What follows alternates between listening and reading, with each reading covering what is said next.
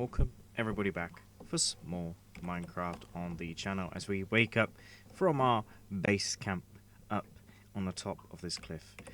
In today's episode, as you can tell by the title and thumbnail of today's episode, in the long run we will be building a couple of farms, but as you can see, the flying machine and how it works from the last episode, I'll quickly show you what I've done over there. Actually, I'll do that before it actually gets back, because you guys will probably like to see how it all works and everything. It's basically like a daylight sensor like I wanted it to be, but I basically hadn't figured out how to do the daylight sensor properly, so I have to do this sort of mechanism here, which sends a signal from the daylight sensor through the block, which sends the piston up, drops the sand, and only sends a single pulse into the system, which then triggers this piston here, which powers the flying machine activation, which then sends everything down and allows everything to get sent every time it turns to day. Now, a couple of other things I need to do is actually go into the farm, see if there's any straggling bits of sugarcane, and replant it. Eventually I'm going to have it so that it will all be sand up here like these two, because I think it has a tendency to grow slightly faster with sand and all of that stuff. So basically what happens, I'll actually go show you now, which is what I was going to do a moment ago. All this stuff here was just so I could show you. I'll take this all down eventually when I feel like it works properly. So if I turn this daylight, I was going to say if I turn the daylight sensor to a different setting, I will be able to show you, but I ended up falling down. So if I change the daylight sensor to night, it then traps the signal across, so the signal from the sensor would not go. But if I change it back to day, it sends a one single pulse signal back, which then gets sent through here and is slightly delayed through here, which sends this forwards and back, because this is a sticky piston that I've put here with a redstone block, which then powers the machine. I still haven't quite yet figured out how I'm going to actually get everything set up and collected and everything. I'm not too worried about sugarcane, as I will show you in this building here. As you can see, I've done a little bit of work over here as well. Now, I will need to put some item sorters in, as you will see momentarily, but basically all of the items will come, and there goes the flying machine again. These are very cool machines I've never used before till this series, but these still work. They send the items through these systems, and again with the sugarcane is less, but in theory I'm going to use this a lot over the course of the series. Put this little bridge in here, and as you can see, I've dug down a separate block, and there is actually a separate layer of hoppers down here, which lead all the way over to this corner here, where, as you can hear, we have a little system under the ground here. If I can go and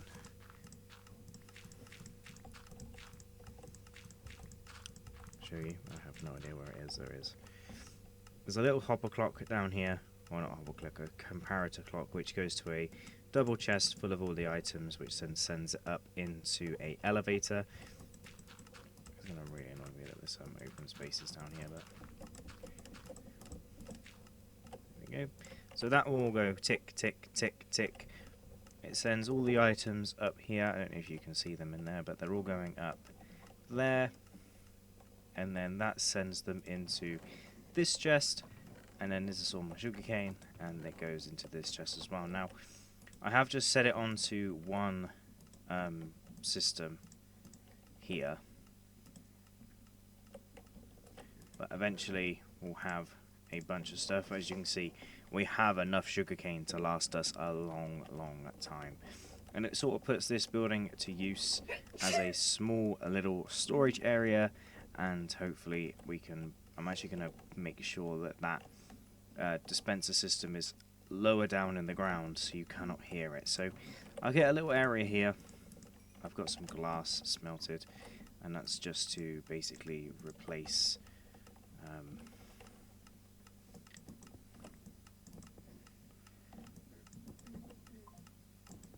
these blocks here. But if we put all these blocks in here, it will make it look a little bit neater than having the thing, and that basically just sends them along to here and allows us to collect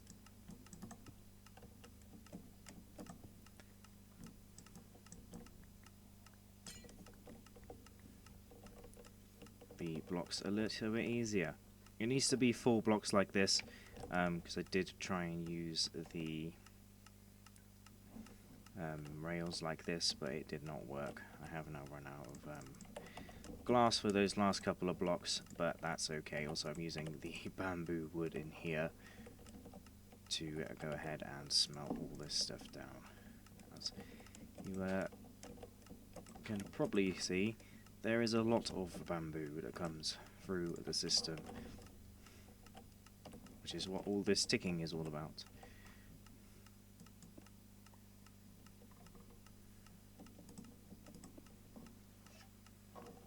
Yeah, luckily there's nothing in this area for that to flood, so I'm not too worried about it at the moment. But we will be putting the farms for today's video in this little area here. Now, they don't take up too much space.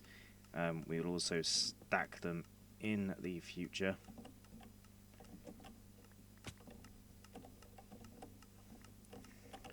There we go. Kind of see the items going along a little bit more now, as we did before.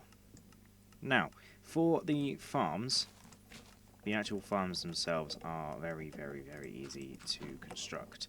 It's basically the same premise as the ordinary farms.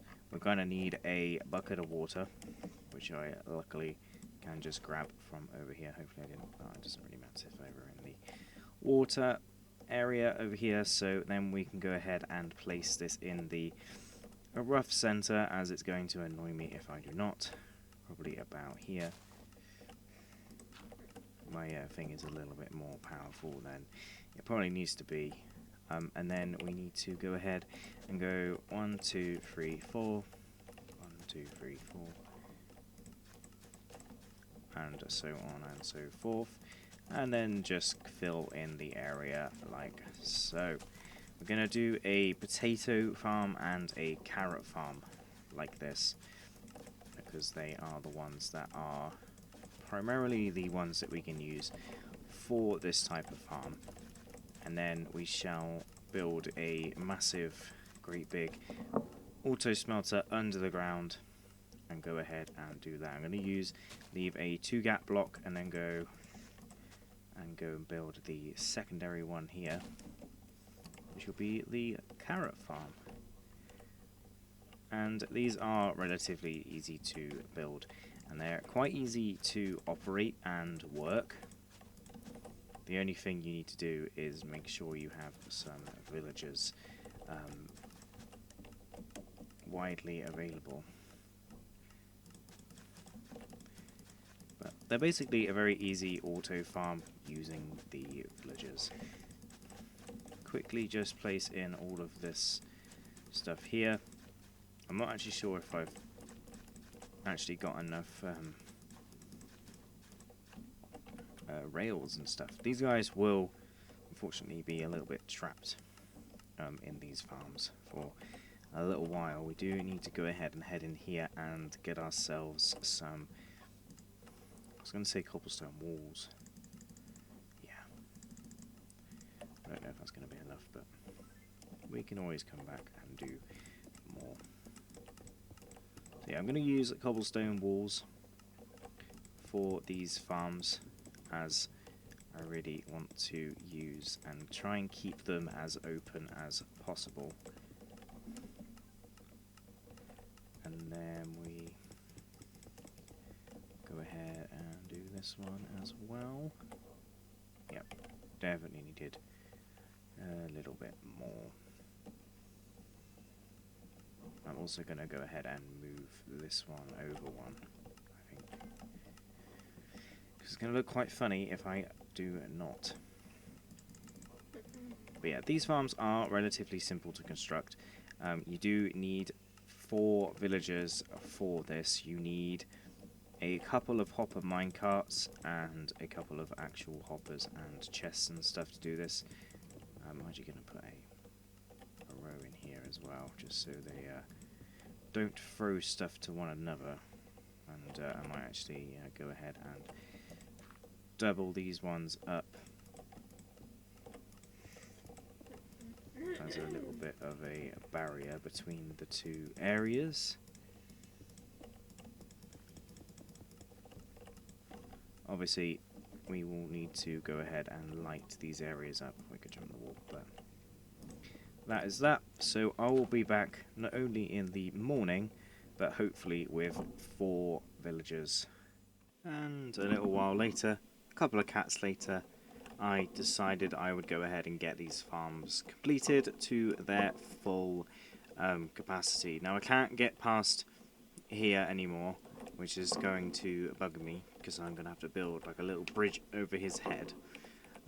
These guys should be absolutely fine. They should not get attacked by zombies. They should be fine here. We've got farmers in there. And the basic idea of this, it's also all connected up to this system here.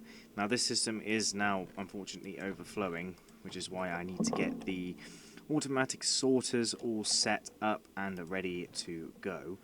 I have gone ahead and collected a bunch of potatoes here, so I should in theory be able to go ahead and plant the whole of the potato patch, and then I will go ahead and show you how this farm works. Obviously you guys can see that we have a farmer here in the center of the farm. These guys are literally basically brand new villagers into the world, and they have never had any trades, they've never had anything in their inventories, absolutely nothing. The only thing this guy will ever have in his inventory is potatoes, which he will then collect. When his inventory is then full, he actually cannot compost them in here. Compost them? I don't know. He will then come over here and try and throw them to this guy in here, which I will then have. He'll pick up them ones. He basically will walk over here, come up here, try and throw them, and they will get caught into this hopper, 2-layer hopper minecart system. Then it will get sent, if I quickly get my way out of here, it will then get sent over into the other area. Obviously I'm going to have to do a little bit of climbing over, go into the sort of depths down here, and I've got a little hopper minecart system everywhere down here, and eventually, hopefully if I've set this all up correctly, the potatoes will, I was going to say come down here and end up in this chest here, but they'll actually come in here. So the potatoes are in here, ready to be sent up into the storage system. Now, these guys do take quite a long time to go ahead and fill their inventories, but over time that will automatically fill up down. Now, I've just turned it off for now, as it's going to be hard. I'm going to break that up with this sort of thing for now, but eventually we'll have a little access port down there. And then same with this farm over here, but instead of being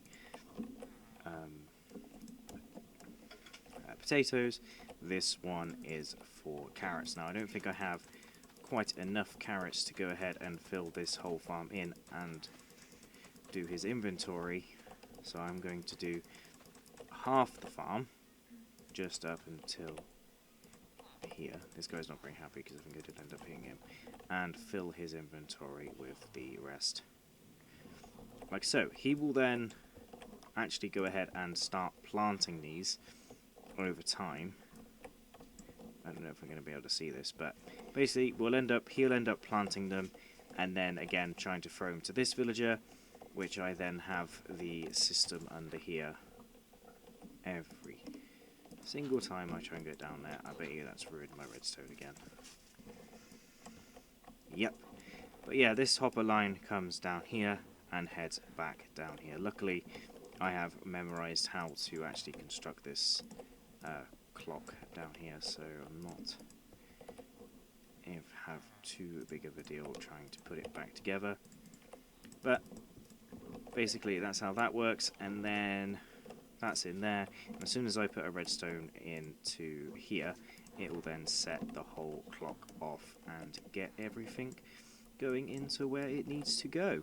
And that is basically the easiest way to get automatic farms. There is ways of double stacking these and getting them to obviously be a lot higher. I thought I had the lanterns on me, but apparently not. Eventually, we actually need to get this item sorter set up, like, now. Obviously, every single item from both this farm and the other farm will get sent over here. I'm not 100% sure why this thing doesn't want to work, but I've tried to reset it, but it doesn't want to reset. I'm not sure if I've broken the redstone somewhere, or there's been a little bit of a delay in something, but who knows. I'd have to stand up here of a night time. But yeah, a little bit of an overview of these two farms is obviously this one will be completely covered in carrots at some point. I don't know why he wants to come and talk to me, but he does, and then they all throw everything to each other, and of course it does indeed link up to this farm as well, and all of the resources come and head and go just into here. As you can see, they're all coming along and through the hopper lines and heading into this area here. So not only do we have basically unlimited sugarcane, automatic, we also have unlimited potatoes here, and carrots, and they're all being forced, well, I say forced, they're all being brought and sorted into the sorting area. Obviously not really being sorted at all. I mean, I need to do a lot of takeout, boom, place back in, and so on and so forth with these. I have actually unlocked the crafter in the meantime of actually being able to craft all this stuff, so we will go ahead, and if I type in that, we can get the crafter, which is actually not a very expensive block. And then what we'll do is we'll actually send sleep quickly before the monsters come out. Hopefully that farm over there works as well. Yeah, I'm not too sure why it's not sending it now. But yeah, after we'll get the crafting stuff down there, and then we'll just sort the blocks of that stuff. Because if we have like 64, like a whole double chest, well, 3 double chests full of blocks of bamboo. I don't know what they're called. They're just called blocks of bamboo. Yeah, block of bamboo. If we have 3 double chests of these, then that is going to be plenty of wood to last us for a while. And then when I do the hopper system, which is just the sorting, which I'll actually do off camera and then show you, then we can go ahead and get all of that sorted. Obviously some of the stuff does end up getting a little bit stuck on here, but that is not really the end of the world. And yeah, we get a lot of bamboo coming in and all of that stuff. Obviously I'm gonna end up the big plan is to actually split the bamboo to go sort of 50-50, so 50% goes into this building here, and then 50% goes into an auto smelter, but then the auto smelter will smelt the actual bits of bamboo that look like this, and everything else will go in normally. But this is what we planned to do in today's episode, and I think we managed to achieve that with quite a good sort of level. This shouldn't fire, so it should be safe to do this. But I hope you guys did enjoy it nonetheless, and I hope you guys do kind of understand how this farm sort of works. Um, See, he's now planting carrots down there, and then when his inventory gets full, he will then try and give it to the other guy and try and breed and make baby villagers. I'm pretty sure I have to put beds down as well, but I just want them to get all settled into their new homes. But I hope you guys did enjoy nonetheless, and I'll see you guys in the next one for some more Minecraft, where we sort of try and go slow, try and play with some of the in-game mechanics. And yeah, hopefully one day up on that hill up there we'll have a huge, massive castle. And we'll look back at this point and there'll be a castle up there. And now there is not. But I hope you guys did enjoy nonetheless. And I'll see you guys next time for some more Minecraft.